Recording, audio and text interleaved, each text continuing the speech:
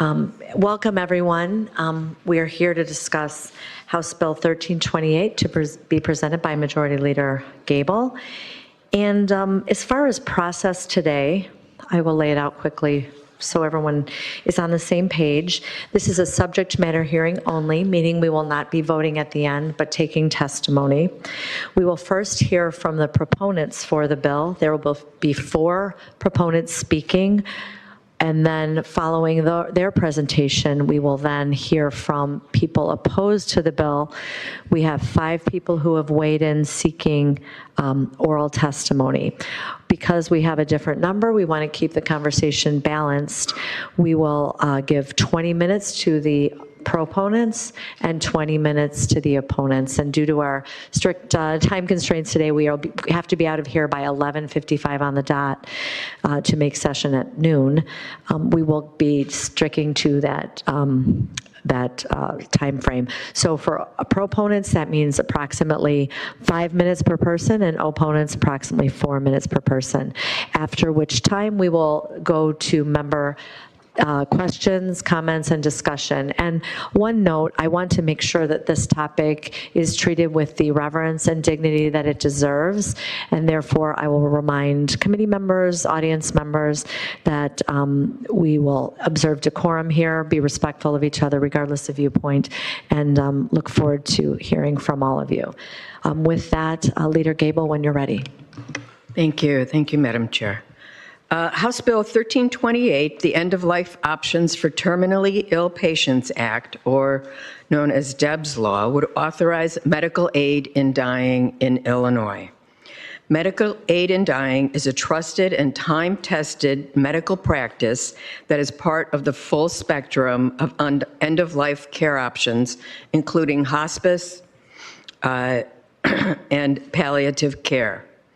Debs Law would allow terminally ill, mentally capable adults with a prognosis of 6 months or less to live to request from their doctor a prescription for medication they can decide to self-ingest to die peacefully in their sleep.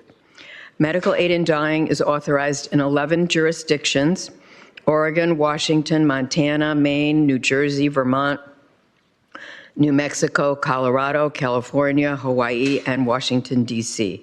That list will soon include Delaware. The Delaware legislature just this session passed a medical aid in dying bill, which the state's governor is expected to sign on May 20th.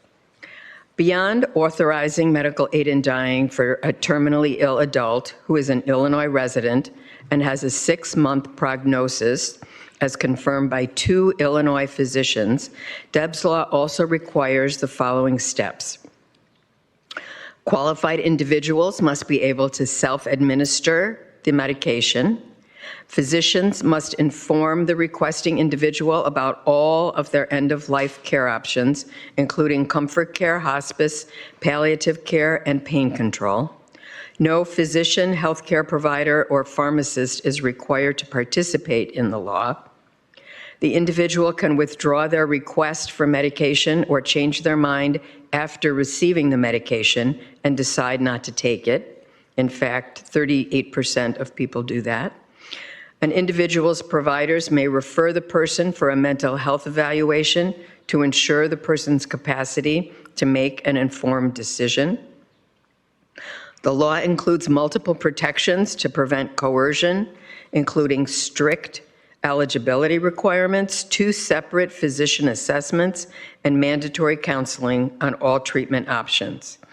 The law makes it a felony to coerce someone to request the medication or to forge a request. Life insurance payments cannot be denied to the families of those who use the law. Healthcare providers who participate and comply with all aspects of the law are given civil and criminal immunity. Healthcare providers must submit documentation of medical aid in dying deaths to the state health department so it can compile an annual report for lawmakers and the public. Death certificates list the terminal disease as the cause of death, consistent with statutory language, to provide accurate data and to provide inappropriate suicide investigations. The law includes several other regulatory requirements 2 verbal requests for the medication directly from the patient with a 5-day waiting period between the first and second request. A written request is also required from the individual requesting medical aid in dying. Prescribing physicians must comply with medical record documentation requirements, and unused medication must be disposed of according to state and federal law. So there has been quite a bit of polling on this topic. I just want to share with you some of the polling results. In February 2023 poll of 700 likely Illinois voters conducted by Impact Research, more than 7 out of 10 Illinois voters, 71%, including 73% of voters living with a disability, think a mentally capable adult patient with an incurable terminal illness who only has 6 months or less to live should have the legal option of medical aid in dying to pass peacefully in their sleep. Less than 1 out of 5 voters, 17%, oppose the legal option of medical aid in dying. A majority support for medical aid in dying spans the age, gender, racial, and religious spectrum. White voters, 69%, Black African American voters, 69%, Hispanic Latino voters, 86%, Catholics, 69%, non-Catholic Christians, 58%, and atheist, agnostic, or non-affiliated, 89%. In a February 2021 Medscape WebMD poll, nearly 6 out of 10 Illinois physicians, 58%, said they support medical aid in dying, also called physician-assisted death, a practice in which a terminally ill adult with decision-making capacity asks for and receives a prescription medication that may be self-ingested to hasten a foreseeable death. That was the phrasing. Only 1 out of 4 Illinois physicians, 25%, oppose medical aid in dying. When physicians were asked whether they support or oppose potential medical aid in dying legislation and were informed about 8 stipulations in a potential law, support increased from 58% to 65%, and opposition decreased from 25% to 20%. There are also a number of safeguards in the law that I'd like to review. Deb's law, like all medical aid in dying laws in the U.S., contains core safeguards to protect patients from abuse and coercion under the law. Patients, not doctors, nurses, or healthcare proxies, must initiate a request for medical aid in dying. The patient must make 2 oral and 1 written request for medication. The written request must be signed by 2 witnesses, one of whom cannot be related to the patient, nor can they have a stake in the patient's estate. The patient must have a terminal diagnosis with a 6-month prognosis and must be capable of making medical decisions for themselves. The patient's diagnosis, prognosis, and decision-making capacity are evaluated by 2 physicians. If there is any doubt at all as to the patient's mental state or decision-making capacity, they must be referred for an evaluation by a mental health specialist. No person qualifies for medical aid in dying solely because of disability or age. The patient must ingest the medication themselves via the GI tract by swallowing, feeding tube, or rectal catheter. The medication may not be injected into a vein or administered by IV. It may not be administered to the patient by a third party. There are criminal penalties for any person who coerces or induces a patient into accessing medical aid in dying. In the 28 years since Oregon's law went into effect, there has never been a single verified case of abuse or coercion under the law. Nobody has ever been charged criminally for violating the law. No medical professional has ever faced disciplinary action. Medical aid in dying is time-tested. The safeguards work. Opponents of MAID will sometimes cite cases from Canada, Europe, or other countries to justify their criticism. We are not Canada. MAID laws in the U.S. operate within a distinct legal environment and differ sharply from other countries in how patients qualify for and request the medications.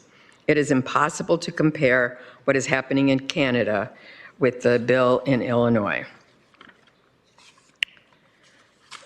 I know one of the questions people discuss is what is the drug, what is the medication? So let me be clear, the medication most commonly used across the country for MAID patients is a compounded mixture called DDMA-PH containing diazepam, which is Valium, digoxin, morphine, amitriptyline. I should have read these a few times, before I'm trying to say them. But amitriptyline and phenobarbital. The medication typically causes patients to fall asleep within 2 minutes to 2 hours, and death occurs within 30 minutes to 8 hours.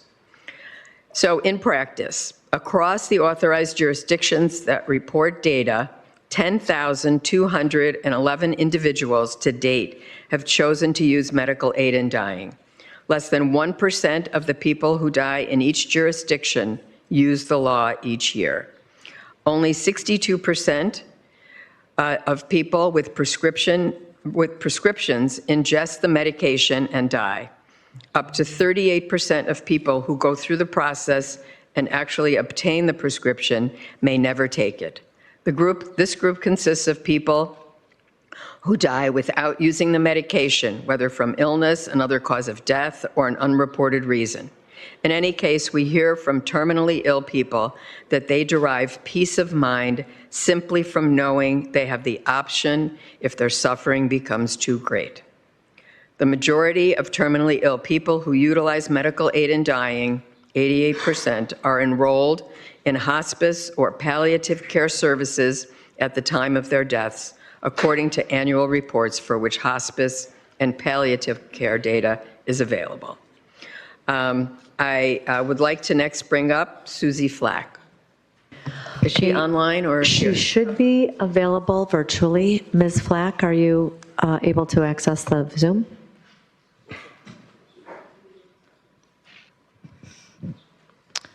We think she's on.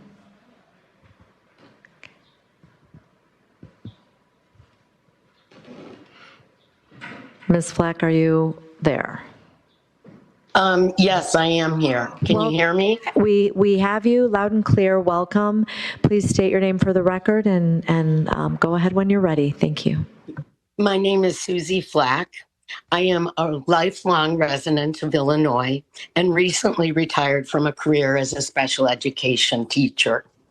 I am here to share the story of my son, Andrew, who utilized his right to medical aid in dying while living in California. In 2017, Andrew was living the dream in California. He had just moved there, finished his master's, and was continuing his job as a special education teacher. Andrew sought medical attention because he was very fatigued. Within days, he was diagnosed with stage 4 colorectal cancer.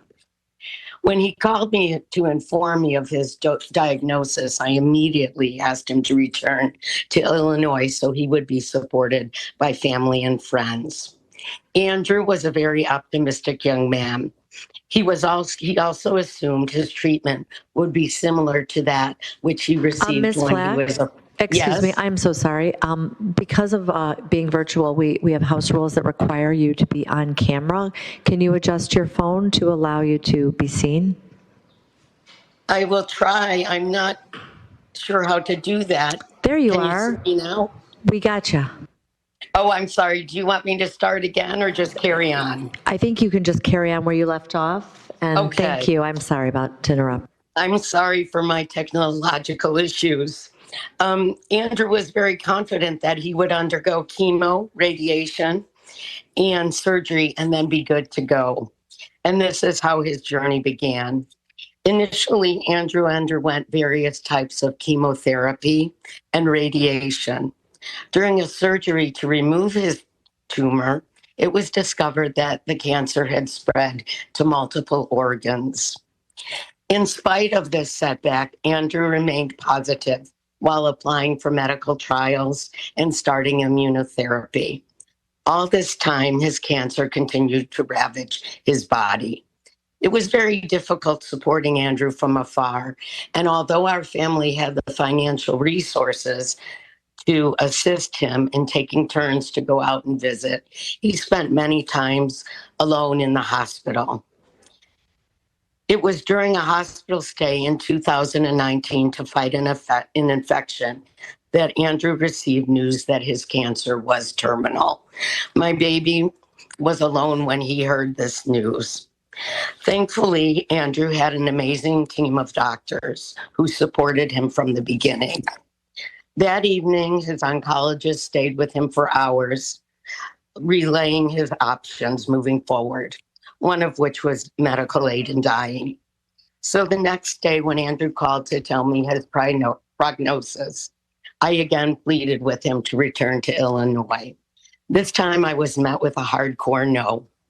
In a state, he told me that he needed to remain in a state that had medical aid in dying. He explained in detail how important this option was for him, allowing him to have some control over his death and the quality when his life became unbearable. Still, my optimistic son did not give up. He started a podcast with called Death and Dignity and continued to advocate till the end of his life. You will hear the opposition refer to this as assisted suicide. This is a term I find very misleading. My son woke up each day with one single goal in mind, which was to make it through that day. As time went on and his treatments continued, Andrew's quality of life and continued to decline. Rather than give up and take the medicine, which was in the refrigerator, he drew a line in the sand. And he said, if this next horrific thing happens, I will take the medication. That next horrific thing did happen. And rather than take the medication, he moved the line in the sand. He continued doing that. He wanted to live so desperately. He continued to do that. By this time, it was 3 years into his terminal diagnosis. In spite of having gold standard treatment, including palliative care, hospice, and a lot of morphine, Andrew's pain was unimaginable. And his quality of life consisted of laying precariously on the couch because he had to protect himself from the open wounds that were all over his back. On November 16th, 2022, Andrew said, I think I'm ready.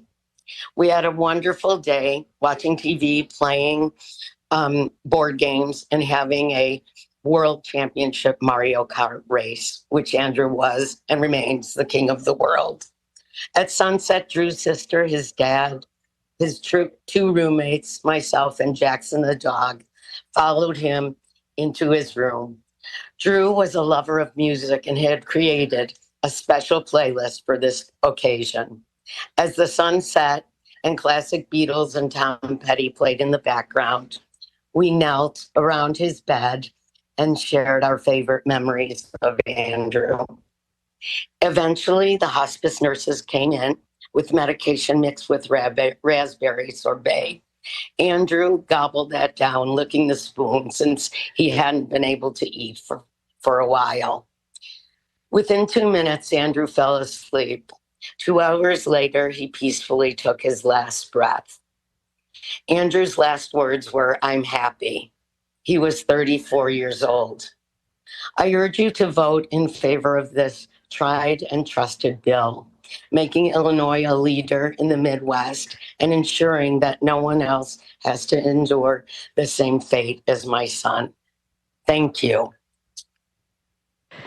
Thank you for sharing that testimony, and our sympathies with you and your family. Thank you for your time. Thank you. And feel free to remain on the Zoom in case you'd like to weigh in again, or if people have questions, if you can. Next up, we have Thank you so much. Next up, we have Dr. Diana Barnard, who is also joining us virtually. Hello, can you hear me? We can hear and see you. Please go ahead when you're ready. Great. My name is Diana Barnard, and I am a board-certified family medicine and hospice and palliative care physician from Vermont.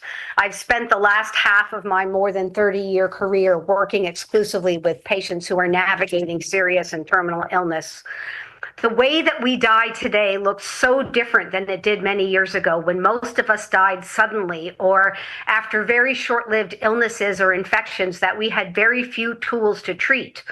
Modern medicine has made it possible for most of us to live much longer and many of us to live with very advanced disease, and that progress should be celebrated.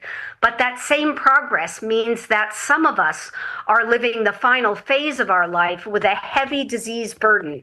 More disease burden means more symptoms. More symptoms can mean more suffering. And that is why we need new tools to address the kind of suffering that can be prolonged and very difficult at times to treat.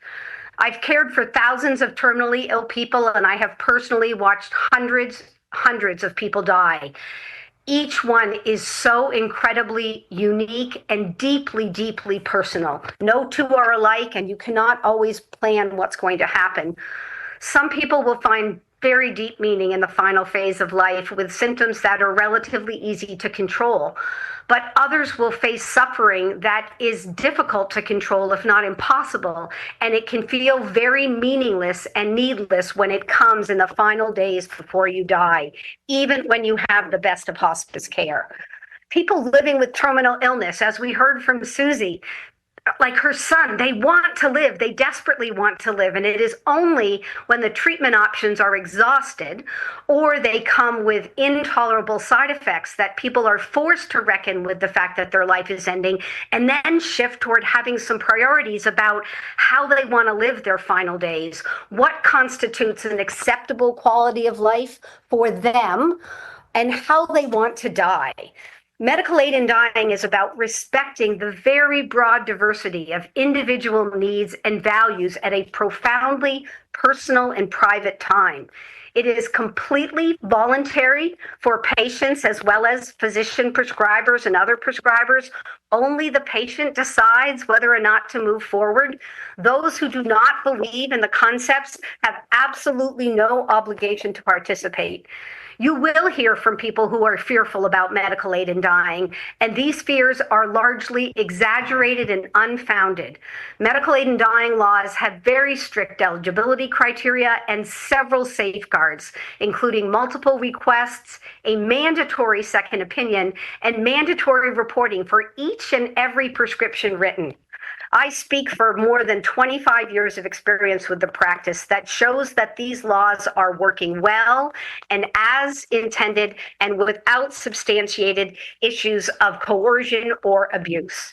In Vermont, where medical aid in dying has been legal for just over 11 years, our most recent report showed a total of 203 Vermonters qualified for the practice.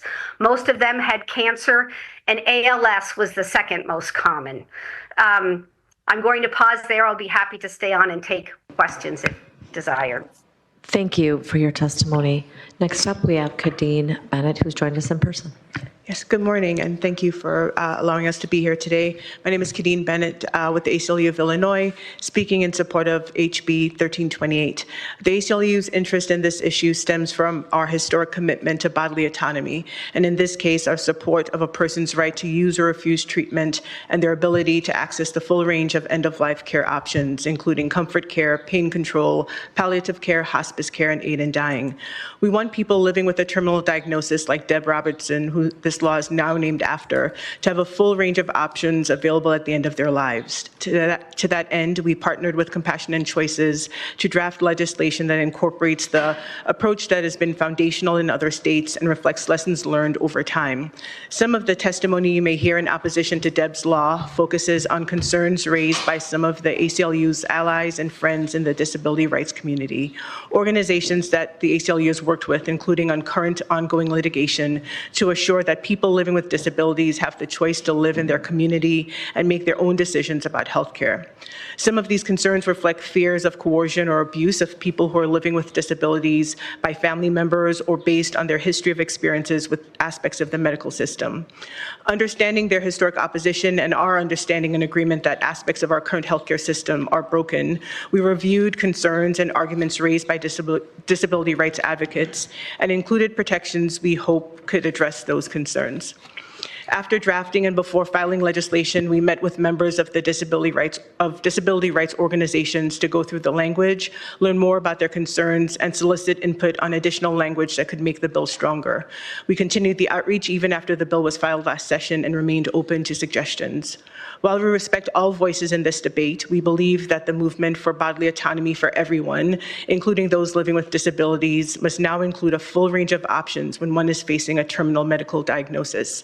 We will continue to litigate on issues related to access and quality of care for vulnerable people and remain committed to assuring that care meets constitutional requirements, including in our litigation to improve healthcare for those in carceral settings. We are also committed to advancing legislation that includes safeguards and protections that limit coercion for qualified individuals who want to access this time-tested end-of-life care option, while making it clear that no patient must use this option and no provider or healthcare entity must provide this aid in dying care. Deb's law advances bodily autonomy and strikes the right balance that allows for access to this needed and requested end-of-life care option, while included critical guardrails that protect anyone being or even feeling strong-armed by others in making a choice that is not their own. Thank you. Thank you. We have one final person on the proponent side, Kelly Riley with the Compassionate Choices Action Network. Yeah, good morning, Chair, members of the committee. Thank My name you. is Callie. I'm the Regional Advocacy Director for Compassionate Choices and the Compassionate Choices Action Network. We are the nation's oldest and largest consumer-based nonprofit organization working to improve the quality of end-of-life care, and we advocate for legislation to improve the quality of care for terminally ill patients and affirm their right to determine their own medical treatment as they near the end of life. So I'm here today in support of Deb's Law, the End-of-Life Options Act, to authorize medical aid in dying for terminally ill Illinoisans. I direct our legislative advocacy in Illinois, and I also have the experience of working in 3 of the first jurisdictions to authorize medical aid in dying. That is Oregon, Washington, and Montana. I'm primarily here to answer any questions you might have about how the law works in practice, but I do want to reiterate several key points that have been made already in this testimony. First, we have almost 30 years of experience since the law was first enacted in Oregon, and over a decade of combined experience in the 10 other authorized jurisdictions to allow us to understand how medical aid in dying operates. We often hear our opposition cite fears of coercion or abuse of vulnerable patients. But the reality is that medical aid in dying is voluntary, and this bill, like every other law in the United States, centers patient autonomy while balancing that with safety and security. The reality is that this cannot be initiated by proxy. This cannot be included in a person's advanced healthcare directive. This cannot be initiated by a clinician. The patient themselves must initiate and complete the process.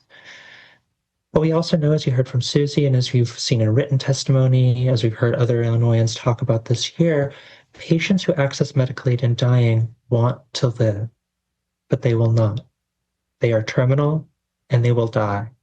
The question remaining, which this legislation answers, is how much autonomy will they have over the dying process at the end of life? You also will hear almost certainly that different states with authorized and different authorized jurisdictions have seen changes to their laws and the design of their laws over time. And it is true that specific states have adapted the way that medical aid in dying operates to their particular medical systems or particular legal frameworks. But what has never changed in nearly 30 years of experience in the United States is those core safeguards and those core eligibility requirements. Terminal diagnosis, 6-month prognosis, an adult, a mentally capable adult who is evaluated by healthcare professionals to confirm that diagnosis, confirm that prognosis, able to self-ingest the medication, acting free of coercion, not solely eligible for this because of age or disability, and again, a patient-initiated process. The evidence is clear. Medical aid in dying laws, which contain these same core safeguards found in the Illinois End-of-Life Options Act, protect patients, afford the dying autonomy and compassion during the most difficult time, and improves end-of-life care across the continuum. The cost of inaction, however, is immense. Without the option of medical aid in dying, terminally ill individuals may not try that one last miracle treatment out of fear that the treatment is too painful. They may choose violent means to end their suffering. And they may experience needless agony when they die. And despite what our opposition will sometimes claim, not all pain can be controlled. There is breakthrough pain at the end of life that cannot be controlled with pain medications. And we know that in those situations, families and doctors remain powerless with no legal way to respond to the patient's pleas for help. Terminally ill Illinoisans do not have the luxury of waiting. They need the relief that this law affords them right now. Again, this law is named after Deb Robertson. She is waiting for this option for herself. Not a single additional person will die if you authorize medical aid in dying, but far fewer will suffer. And so I'm happy to answer any questions you might have, and I would urge you to support this bill. Thank you. Thank you for your testimony. That concludes the proponents. Leader Gable will remain close to the front, should she, well, wherever you choose. And we will start to hear from the panel of opponents. I think first up we have Riley Spreadbury with the Disability Resource Center, who is joining us remotely. And I want to thank everyone for staying within the 20-minute time frame. Not 20 per person, 20 total. Go ahead when you're ready. Okay, thank you. Can you all hear me okay? We can hear and see you. Okay, good. My name is Riley Spreadbury, and I'm an independent living advocate from the Disability Resource Center in Joliet. We are a center for independent living serving both Will and Grundy County.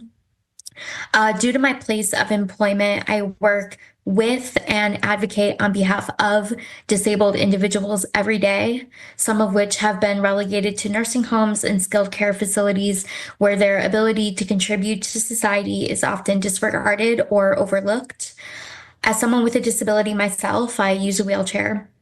I could say firsthand that my life is often viewed as something to pity rather than something to cherish. It is sentiments like these that make me incredibly concerned regarding House Bill 1328. While I do understand that safeguards are put in place to supposedly protect abuse and coercion of physician-assisted suicide, there are some items that I would like to point out that I do believe need to be considered. Proponents of this bill often refute that this is not just for anyone with a disability, but rather the sickest with a terminal prognosis of 6 months or less. Prognoses and diagnoses, for that matter, can be and are many times wrong. I myself have been misdiagnosed more than once. The definition of terminal seems to be at the discretion of the physician. Even the written requests that patients are required to submit states, and I quote, "I affirm that my terminal disease diagnosis was given or confirmed during at least one in-person visit to a healthcare professional." And to me, that doesn't seem like a high bar for the most irreversible decision that one can make, especially when considering that many conditions can be classified as terminal when access to treatment is often confusing and challenging. I also do find it concerning that a psychological evaluation isn't required, but only when deemed necessary by a physician. Navigating the healthcare system as a person with a disability can be incredibly frustrating and demoralizing. On numerous occasions, I have had to request routine medical exams that my non-disabled counterparts get automatically. When I go into a doctor's office, the doctor often does not provide any sort of physical exam until I request it because they assume I cannot get onto a table due to my disability. And I fear that this discomfort closes the door for physicians to explore other treatment options to the fullest extent, especially for those who are terminally ill. These physicians may just think that it is not worth exploring, especially if an illness has already caused a permanent disability. A 2021 study titled Physicians' Perceptions of People with Disability and Their Healthcare found that of the 714 physicians surveyed, 82.4% of participants claimed that people with significant disabilities have a worse quality of life than those without, and only 40% of responding physicians stated that they were confident that they give the same quality of care to their disabled patients that they do to their non-disabled patients. I also know that due to the opioid epidemic and the stigma around some pain relieving medications, patients with chronic disabilities that cause pain tend to have trouble getting treatment for it. They may have an easier time getting a prescription to die than getting pain relieving medication. And speaking from personal experience, requesting to die is often someone truly just asking for relief in the strongest way that they know how. When I first became paralyzed, I relied on a ventilator to breathe and I could not move anything below my neck. I requested for my parents to help me die every day for much longer than the laughable 5-day waiting period that this bill currently imposes. Since then, not only has my life become one that I am thankful for every day, but my disability has become less severe, contrary to what my physicians believed. Meanwhile, I have also met several people who did not have such luck with their conditions, but still live incredible and often enviable lives. I just think it's critical that we explore that, and that a definition of a life worth living is often subjective and often influenced by the resources that one has, not their expiration date. Thank you for your time, and I'll be here to answer any questions. Thank you for sharing your perspective. Next up, I think also on virtual, we have Dr. Nushik Salvador, and we will need you to turn your camera on, please. Yes, thank you. Thank you. Go ahead when you're ready. Chairwoman Williams, Minority Speaker Spain, and members of the House Executive Committee, thank you for the opportunity to speak this morning. My name is Dr. Nushik Salvador, and I am board certified in internal medicine, palliative care, and integrative medicine. In my career, I have worked in both inpatient hospital medicine and outpatient clinic over 25 years. I stand in opposition to the bill HB 1328. Patients have already shared stories on how they have been negatively impacted by the assisted suicide law in Canada. Patients who are vulnerable due to the treatable and curable mental health diseases are being offered assisted suicide. Patients who are disabled choose assisted suicide because they don't have simple access to suitable living conditions or even a wheelchair ramp. And in the last 9 years, assisted suicide and active euthanasia are now being offered to mature minors and infants with disabilities. Moreover, in Belgium and in the Netherlands, have allowed both assisted suicide and active euthanasia since the early 2000s. Statistics show that the numbers of both end-of-life patients and even patients not at end of life are increasing simply because society deemed the culture acceptable to put these laws in practice. Coercion was not the initial goal, and yet the numbers prove differently. These laws have proven devastating results for patients who are vulnerable, disabled, and widened the scope of death even for treatable diseases. In my experience, excellent palliative care services forgoes the need to consider lethal drugs to end a person's life. Palliative care services are specialty services that prioritize quality of life for patients diagnosed with serious chronic and even life-limiting illness that is irrespective of prognosis. In other words, palliative care services can be given to any patient who has an illness at any stage of the disease, whether it's early stage or late stage, and even when medical treatments are curative. Palliative care services offer a comprehensive, holistic, and humane approach to healthcare, along with the medical treatments necessary to treat the patient's disease. In my experience, patients are grateful for having an improved quality of life because of our focus on treating symptoms related to their life-limiting illness. I have treated patients in palliative care services who are diagnosed with cancers, heart failure, pulmonary fibrosis, dementia, Parkinson's disease, ALS, and many other illnesses, and every one of them benefited from the comprehensive and humane care given to them.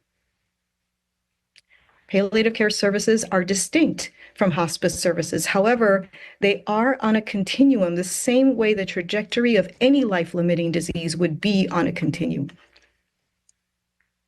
Thus, when a person's disease burden overwhelms the body's organ systems and a natural progression of disease eventually causes absolute irreversibility, we can offer hospice services to then focus on maximizing quality of life while stopping life-prolonging medical treatments, since those treatments might now be burdensome to the patient. Comprehensive palliative care services allows the ability for us to walk with the patient while tending to their physical, emotional, psychological, and spiritual needs and honoring who they are as vulnerable human beings. In doing this, we forego the need to use lethal drugs to abruptly end a person's life. Thank you all again for your time and attention. I'm happy to answer any questions and give you my contact information if you have questions in the future. Thank you for your presentation today. Next up, Bob Gilligan. Thank you. My name is Bob Gilligan. I'm the director of the Catholic Conference of Illinois. And thank you for the opportunity to speak about our opposition to House Bill 1328, the bill that would legalize assisted suicide in Illinois. We oppose assisted suicide because it violates a tenet of basic human dignity. That is, every person is precious, every person is made in the image and likeness of God, and that people are more important than their particular interests. Empowering a physician to assist patients with suicide strikes at the heart of the idea that we mutually recognized each other's independent worth, the value we have simply because we're all human. I think the American Medical Society summed it up well in their case against assisted suicide when it said, assisted suicide is fundamentally incompatible with the physician's role as healer. It would be difficult or impossible to control, and assisted suicide would provide serious societal risks. Proponents argue, have just heard, that they just want the autonomy to end their own lives for a variety of very compelling reasons. However, I submit to you, this is not just a personal choice alone. Rather, it has negative societal consequences and causes societal harm. As we see it, there are at least 3 societal harms that will come about if this bill becomes law. The first is about coercion and abuse. The second is the increase in suicides that will occur. And the third is the standard of care in Illinois will deteriorate if insurance companies can offer these pills as a cheaper alternative than treatment. The first harm, there is no way any state law can prevent people from being coerced or intimidated into taking these lethal pills. In House Bill 1328, there is no requirement for anyone to be present when the patient self-administers drugs, and they could die alone. Once the doctor approves the pills, he or she is out of the picture. Because no medical professional is required to be present, what happens if and or when there are medical complications? And as Representative Gables talked about the drugs that are used to end one's life, I believe the FDA has not approved these drugs.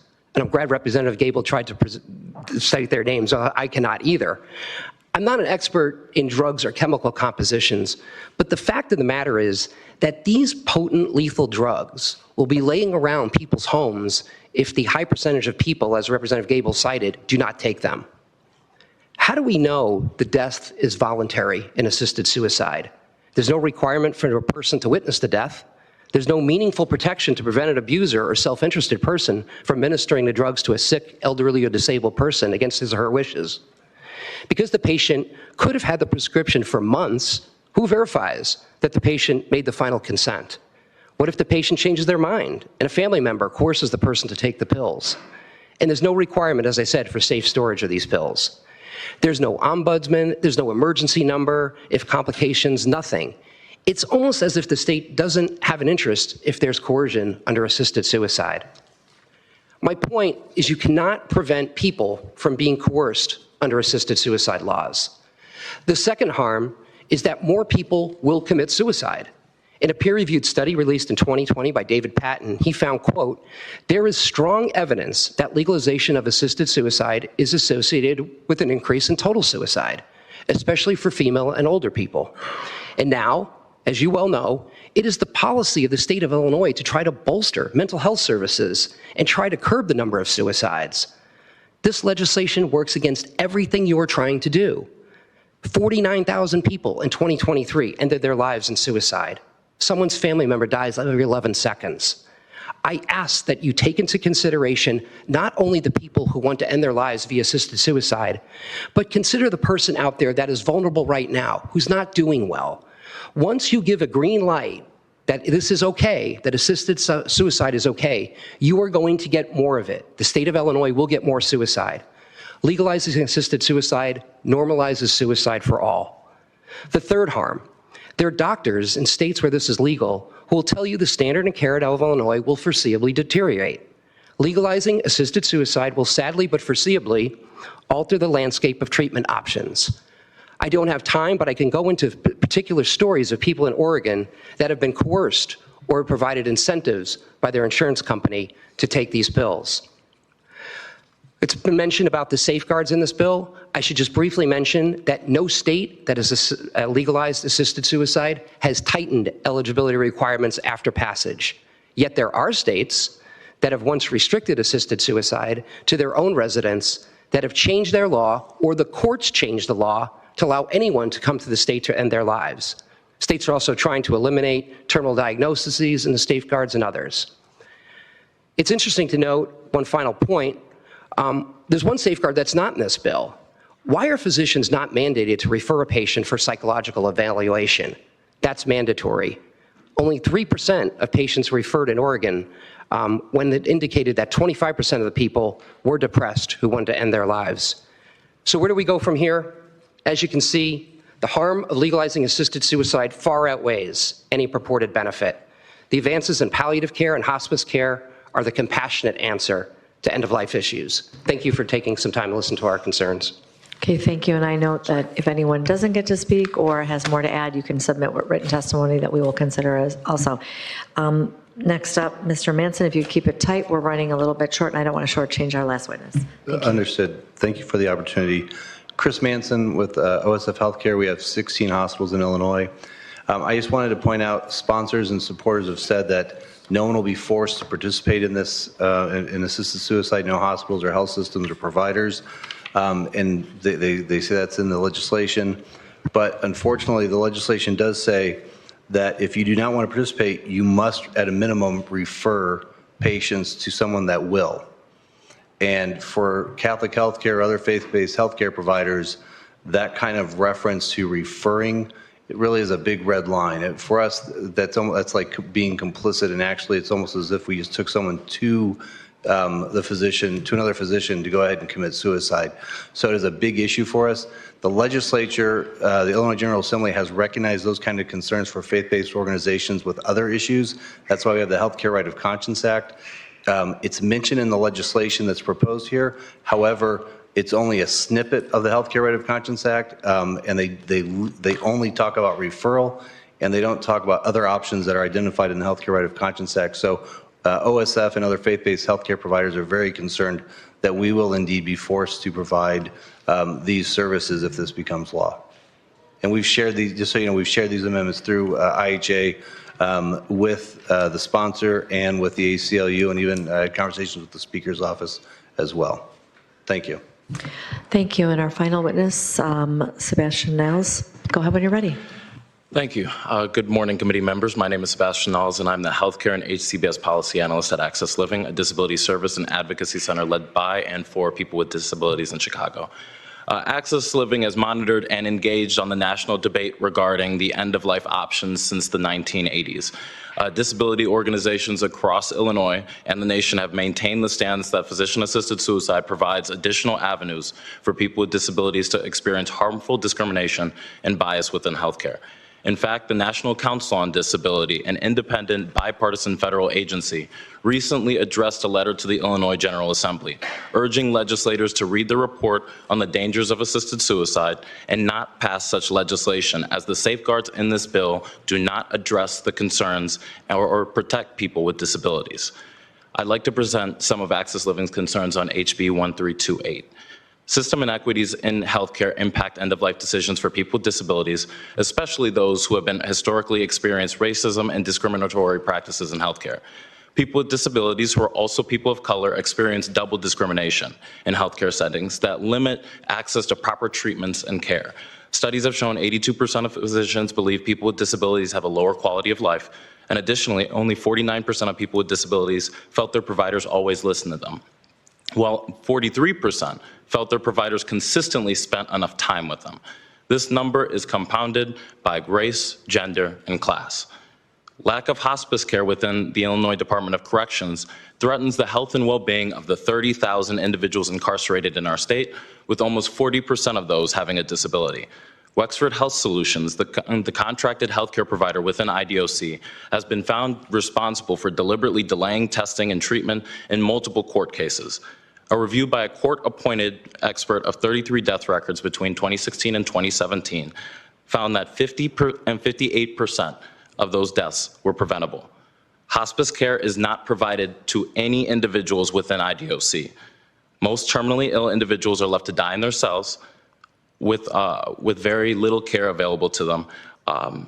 And legalizing physician-assisted suicide will only exacerbate the current health crisis within IDOC and serve as a de facto death sentence for those who are incarcerated. I'd also like to note that the Senate version of HB 1328 features an amendment which removed the Illinois Department of Public Health's responsibility for reporting requirement compliance. Senate Amendment 1 removes a requirement that IDPH collect and review forms to ensure compliance. These physician forms provide data critical to the bill's annual reporting while ensuring that physicians followed steps in accordance with this act. This threatens the validity and authenticity of the limited publicly available data while further endangering people with disabilities and other marginalized communities. Supporters of assisted suicide claim the passing of this legislation gives individuals a choice. However, our healthcare system can often provide an illusion of choice. An insurance provider covering inexpensive lethal medication instead of hospice care is not a choice. A physician offering assisted suicide because they believe people with disabilities have a lower quality of life is not a choice. And being incarcerated with a terminal illness and choosing between the slim possibility of release, dying in your cell, or assisted suicide is not a choice. HB 1328 threatens the health and safety of people with disabilities throughout Illinois. Thank you for your time. Thank you so much for your presentation. Leader Gable, did you want to say a few words? Thank you, Chairwoman. I would just like to make a few comments based on the testimony that we just heard. First of all, from the disability community, I am totally sensitive to the fact that our healthcare system has major problems with it, and one of them being discrimination for people of color and definitely people with disabilities. Given that, though, this law, which is not, I'm not sponsoring a law for assisted suicide, I'm sponsoring a law for medical aid in dying for terminally ill people, that having a disability is not a reason for getting medical aid in dying. It is not a reason at all. It has to be someone who's been given a 6-month diagnosis of, and has a terminal illness. The issue, and I felt that the doctor's testimony was primarily about palliative care. 88% of the people who have medical aid in dying receive palliative care. So that is not an either or. People use both. They use palliative care, they use hospice care, and if they so desire, hopefully soon they will be able to use medical aid in dying here in Illinois. In terms of my friend Bob Gilligan's comments, I would just say that most of these societal harms that he listed are pretty much fabricated. There was no data to support any of them. They are stories that people tell. They are pretty much straw dogs that really, as we've seen, and with all the data that we've gotten from the last 28 years of this program, there is not coercion. I have no idea about this issue of more people committing suicide because of this law. That's almost like saying, well, you know, a ball dropped in Kansas and we had a storm here, so therefore they're related. I mean, there are a lot of reasons for increased suicide, if there even are, I don't know. There are strict laws in here about how people have to dispose of the drugs. And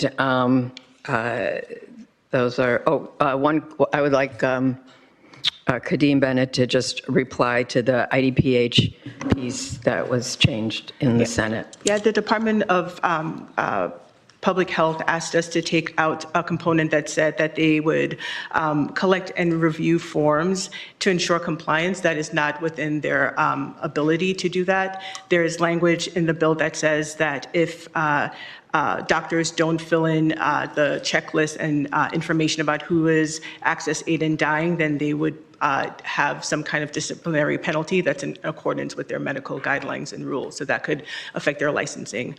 Just the other point around, I think the first person mentioned that that they would be in a situation where their options won't be explained to them. There are multiple places in the law where we explicitly require doctors to provide all options. So in the definition of informed consent, it is clear that the patient must be fully informed of all of their options. In the section on informed consent, it requires attendings to provide information on all options.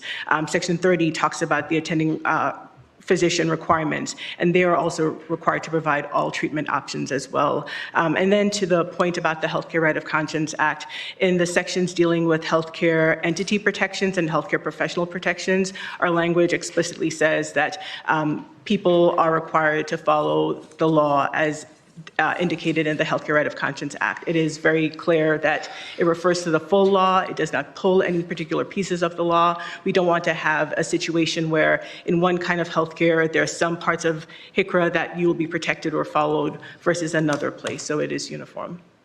Okay, thank you. I'd like to go to members with questions or anyone wishing to seek recognition. Rep. Powder. Thank you, Madam Chair. All right. I'd just like to start by saying that I'm, of course, extremely sensitive to the suffering, terminally ill, and those who are considering physician-assisted suicide. And I say physician-assisted suicide because we have medical aid in dying already in medicine. It's called palliative care. It's called hospice care. In fact, I would like to make it clear that the Illinois Physicians, the Illinois State Medical Society, which I'm a member, is opposed to physician-assisted suicide. And it reaffirmed its opposition last month, their strong opposition to physician-assisted suicide. Additionally, they refuse to call it medical aid in dying.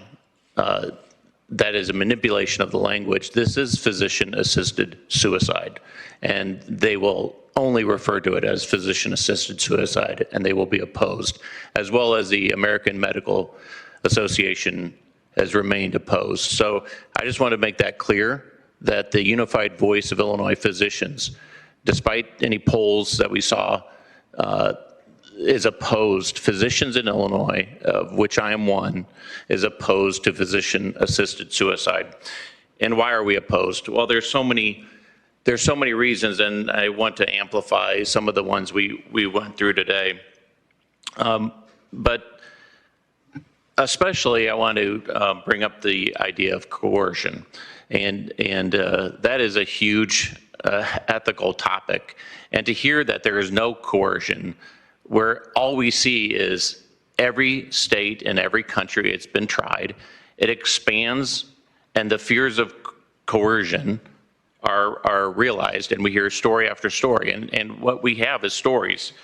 So I'd just like to talk about that somewhat, and Mr. Knowles, could you kind of expand on how disability groups, and do you have any data that would support your contention that disability groups feel like there is coercion whenever this is tried in any state or country?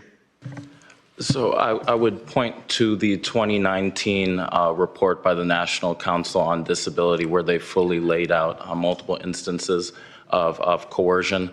There was an instance in California where there is a 85-year-old woman with dementia that her primary care physician and her managed care provider had decided that they would not authorize physician-assisted suicide because they felt that she did not have the mental capacity. Her family assisted her in doctor shopping throughout this process, until inevitably they found a physician and then a psychiatrist that agreed that she was competent, and outlined that, there may be coercive practices by her family, especially her daughter, that really seek to have this sought out. So I would, again, I would urge all members of this committee and members of the General Assembly to read that very in-depth report. And in fact, it's not just physicians, it's also the insurance companies. And we contend with this every day, whether it be pre-authorization abuse, denials of care, underpayment, inadequate networks, on and on. There are different tactics that they use. This is the golden tactic. The cheapest care in this country is no care. And so we are partnering with insurance companies to give them the cheapest option for patients. In my mind, that's a huge part of the coercion that disability groups and other groups, even, what's the option for someone who has extremely rare cancer with extremely expensive treatment? What is their option going to be when their insurance company says, well, you have a terminal diagnosis? The cheapest care for you would be, you should consider suicide. Dr. Salvador, are you still? Well, one moment. I'm chairing the hearing. I'll call the witnesses. Kadeen, did you indicate that, or did anyone? Okay, so are you wrapped up with that? Would you like people to respond to that point? Because I have two. Okay, the coercion. we'll start with Dr. Barnard, and then we'll go to the other witness. So Dr. Barnard, would you care to respond? Thank you. I do believe that medical aid in dying is the appropriate term, and that the use of the word suicide is wrong and illegal on many fronts. Words have meaning, and when we hear somebody committing suicide, we think of someone living with often a mental health issue. It's an act taken in violence and in isolation, and these are people who are desperately wanting to die because of a potentially often treatable condition. Medical aid in dying is for people who are terminally ill and have a less than 6-month prognosis. Their death is coming, and it is coming in a short period of time. It is their suffering that is the treatable condition, and their suffering that we are wanting to expand the options that we have to treat. Physicians, understandably, and I fully want to acknowledge that, have a diversity of opinions about their belief in the practice, and that's part of why it is voluntary. I do think I would like to just correct one thought, and that is that respecting the diversity of physician opinions, the most recent AMA Code of Ethics, which went through a long and extensive revision in the late 2019s with input from within and from without the medical profession, and was very well thought out, and it happened over years. And at the end of that study, they concluded that physicians on both sides of the discussion regarding medical aid in dying can and do practice within the ethical and moral framework that we all attest to when we graduate from medical school. So it honors the diversity of opinions of physicians. Thank you. Dr. Hutter, you had a question for another witness? Is Dr. Salvador still available? Dr. Salvador, are you available for a question? Yes, I am. Okay, go ahead. Thank you. Thank you, Chair. So, Dr. Salvador, can you just kind of just go through the science of the medical science of getting a prognosis, and how, what's the scientific evidence that physicians are any good at giving a correct terminal diagnosis or a time frame. And then also, if you could expand again on the comorbidities that patients often have with mental health issues and depression, as well as a terminal issue, terminal diagnosis. Yes, thank you. Thank you for asking the question. So the first question is about, you said, second one was about comorbidities, and the first one is about prognostication. And unfortunately, there is no exact science when it comes to prognostication. We can do a professional assessment and evaluation, believing that an individual may have less than 6 months to live and that needs 2 physicians. But as we've learned from multiple cases, sometimes there are cases where we believe there's longer than 6 months and the person dies the next day from natural causes. There's also the opposite of this. And so we might say that an individual has very little time, and yet they are living for a couple of years. And cases have already shown, stories have already shown that individuals would say, you know, my physician thought I was a goner.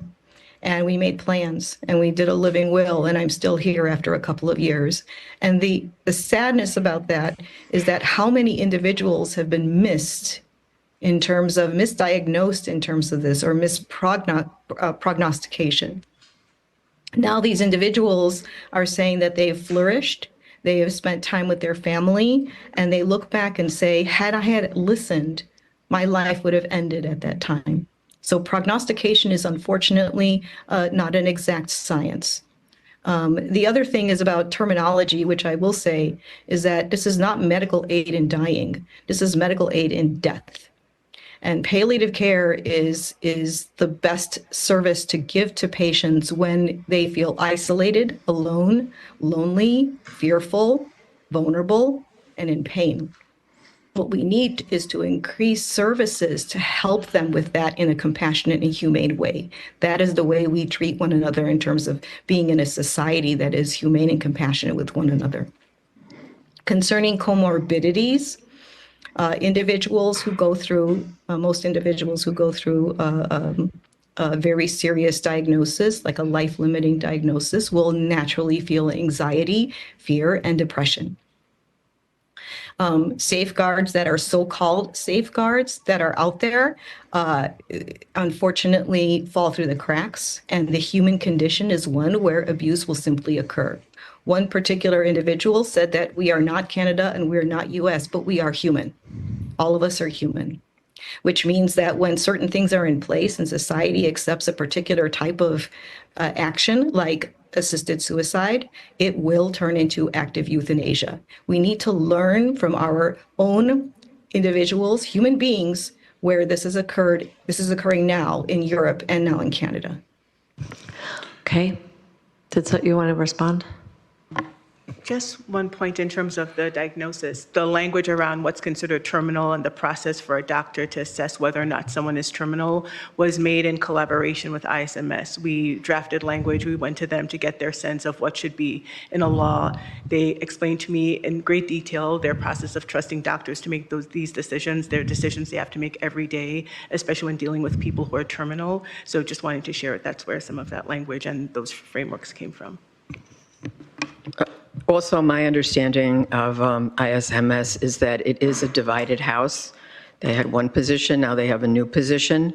But also, I mean, we should all recognize that ISMS in general represents very few doctors in Illinois. And I don't know the exact number, but most doctors in Illinois are not part of ISMS. So, well, I just have to say that there are differences of opinion inside ISMS, but ISMS is united in its opposition to physician-assisted suicide, and overwhelmingly voted both last year and this year when brought the bill, overwhelmingly voted to oppose it.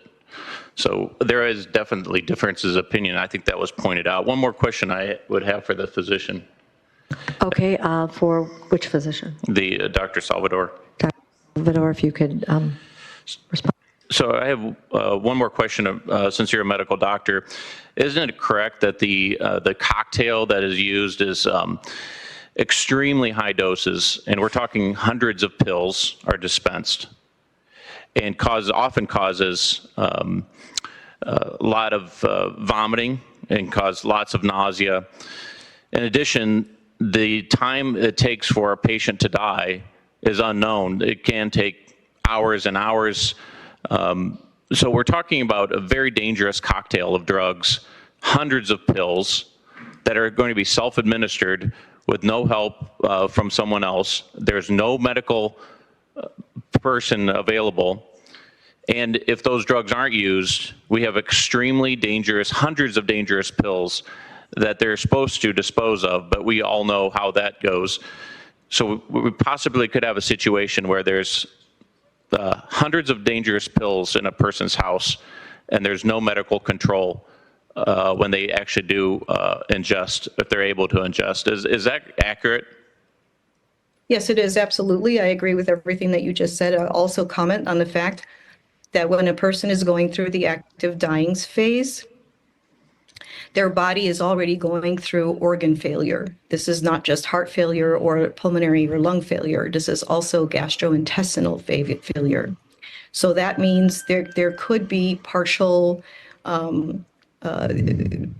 treatment from a lethal standard of drugs. And so because the dosage is so extremely high, that does not guarantee that the goal being death is what is going to happen.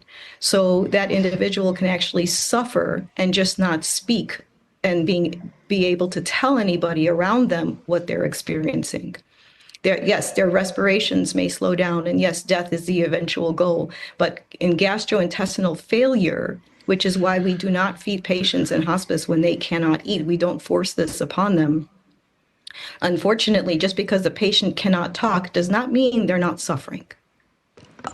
Okay, I'm a little confused about the process because I don't know much about it, but I know you describe it differently and Ms. Flack described it differently. I wonder, is someone that actually has practice in this area? Reply to that? I mean, are there hundreds of pills? I don't remember hearing that when you described it. Dr. Barnard has experience with this. If you could let her respond as well.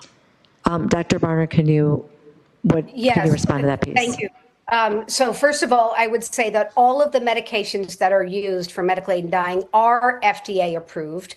They are used in a combination that is not FDA approved, and that is actually much more common in medicine than perhaps people realize. And these are not pills. These are compounded forms of the actual medication that are put together in a small amount of a powdered formula, which the individual, if they choose to go forward, would mix with a small amount of liquid and consume about 2 or 3 ounces. And these medications, like all medications that are involved in a typical palliative care or hospice patient, can be lethal when in the wrong hands. And so most people are on hospice. This day and age, we have all sorts of ways for people to dispose of medications that are not used. And this bill in particular has language regarding the importance of keeping track of the medication. And I also just want to emphasize that the data that we have shows that the vast majority of people go to sleep within 5 minutes. More than 80% of people have died within 2 hours, more than 90% within 5 hours. There may be some variability in how long it takes the body to shut down, but this is a very reliable practice. Any medical procedure can have the possibility of complications, but they are not common in this carefully crafted protocol. Okay. Dr. Powder, do you have I just have a closing statement. This is ultimately the practice of medicine. We're talking about the practice of medicine. You're asking physicians to be complicit, at least complicit, even if we do not actually involve ourselves in the prescribing of the suicide medications. But there are so many issues I have with this. I wish we had a lot more time. Obviously, again, Illinois State Medical Society and the AMA is opposed to physician-assisted suicide. This is incompatible, and I heard the words incompatible. This is incompatible with the principles and the the actual purpose of what I went to medical school for, and many physicians have taken an oath, a sacred and ancient oath to first do no harm. I would hope that this committee would think very, very deeply about this issue. Thank you. Okay, thank you. Leader Spain. Thank you, Madam Chair. Just continuing with the end of the previous discussion that involved both of the physician witnesses, and I suppose this is a question for you, Leader Gable. The text of your bill within Section 50 refers to the safe disposal of unused medications. So this is, and again, I don't have the familiarity with the different types of cocktails, the magnitude and volume of them, the different physicians just described, but the text within Section 50 is a reference to unused medication after the patient's death. Is that correct? I'm trying to find it, but if you say that that's the case.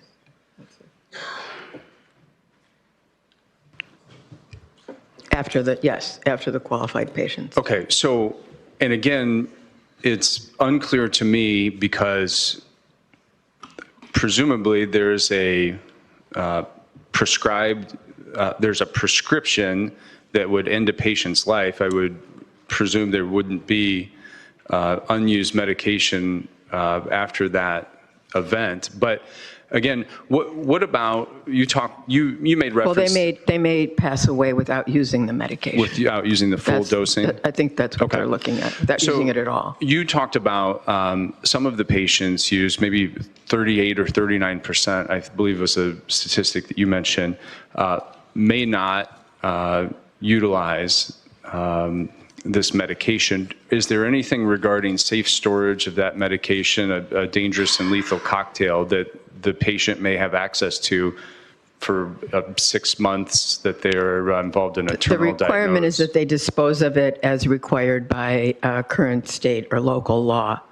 And that law usually refers to taking that medicine to a police station or other places where they have to dispose of these medications. But let's be clear. Doctors prescribe all kinds of medications to people. I know people who've been given a very strong barbiturates or other drugs to be taken after they have surgery. That is also, you are supposed to dispose of those according to law. Some people can stash them. You know what I mean? Some people can keep them. There's really no control over pharmaceuticals in general. But in this case, it is written into the law that they are to be disposed of according to law. No, I understand that, but disposed of after the qualified patient's death, that's the text within Section 50. And I agree with you. We certainly have terrible instances of people who have overdosed on prescription medication, but we're not yet, by law in Illinois, in the business of prescribing medication for lethal purposes. So that's an important distinction here that may require a higher standard of safety and storage for this type of event. And just to maybe address your point, Leader, part of the, for somebody who's terminal, they're prescribed large amounts of medication of different kinds that any combination of them could result in somebody dying if they haven't access to them. So that's already their reality.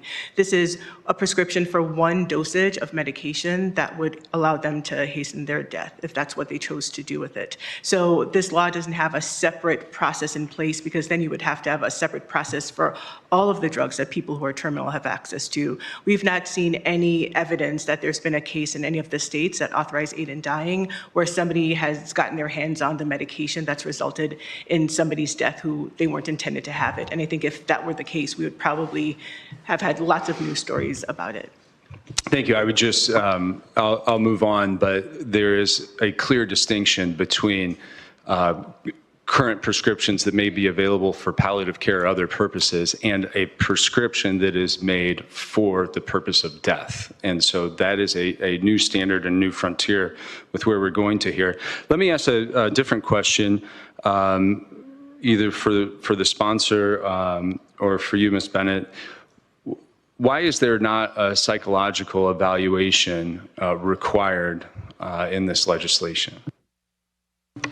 And again, that's language that we negotiated with ISMS. We believe that if a doctor decides, either the attending or the consulting, that someone is either because they're coarse or they're depressed, that they're taking the medication, there's a requirement that if you have any thought of that, then you have to refer them to a medical, licensed mental health provider.